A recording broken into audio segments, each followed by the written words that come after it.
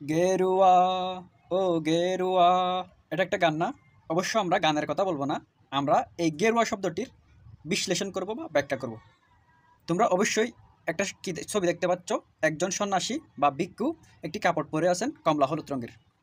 এটা হচ্ছে গেরুয়া বর্ণ বিশিষ্ট কাপড়, বা এটাকে গেরুয়া বলা হয়। এবার ইন্ডিয়ান ফ্ল্যাগে দেখো, ইন্ডিয়ান ফ্ল্যাগের উপরের অংশ হলুদ বর্ণের, ওটাও কিন্তু গেরুয়া থেকে অনুপ্রাণিত হয়ে এই রঙটা এখানে চুজ করা হয়েছে। তাহলে আসো এবার আমরা গেরুয়া শব্দটা বিশ্লেষণ করি। গেরুয়া এটি হচ্ছে একটি গৈরিক বর্ণ বিশিষ্ট কাপড় বা কোনো একটা আঁচল। এই গৈরিক বর্ণ কি? গৈরিক বর্ণ হচ্ছে কমলা হলুদ বর্ণ। সেটা কমলাও হবে না, হলুদও হবে না, কমলা হলুদের মাঝখানে, বা মূলত কমলাটাই মূলত এখানে প্রাধান্য পায়। এই কমলা হলুদ বর্ণের যে কাপড়, যে আঁচল, সেটাকে বলে গেরুয়া। ইংরেজি থেকে বলে স্যাফরন, ইংরেজিতে বলে কি? স্যাফরন। এবার আসি, এই যে ভিক্ষুর ছবি দেখলাম বা সন্ন্যাসীর ছবি দেখলাম, এরা এই গেরুয়া বর্ণবিশিষ্ট পোশাকটা পরে কেন থাকেন?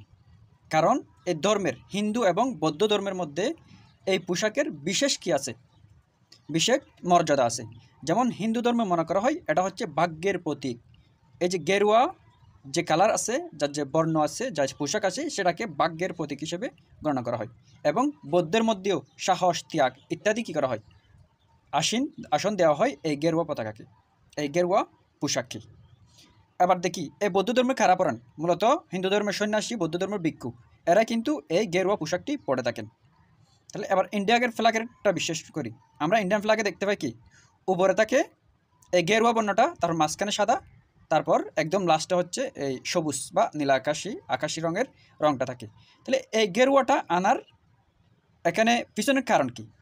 যেহেতু ভারতের মধ্যে হিন্দু জনগোষ্ঠী বেশি, বৌদ্ধও একটা কি আছে, এদের একটা সংকরিত রূপ হিন্দু ধর্মের। তাহলে এই হিন্দু এবং বৌদ্ধ ধর্মের একটা প্রাধান্য আছে কোথায়? ইন্ডিয়ার মধ্যে। এবং তাদের এই ধর্ম দ্বারা অবশ্যই দেশটা প্রভাবিত হবে। সেজন্য এই ত্যাগের প্রতীক বোঝাতে এবং ধর্মের প্রতি সম্মান জানাতে এই গেরুয়া অংশটা উপরে রাখা হয়েছে। এবার আমাদের বাংলাদেশে চলে আসো।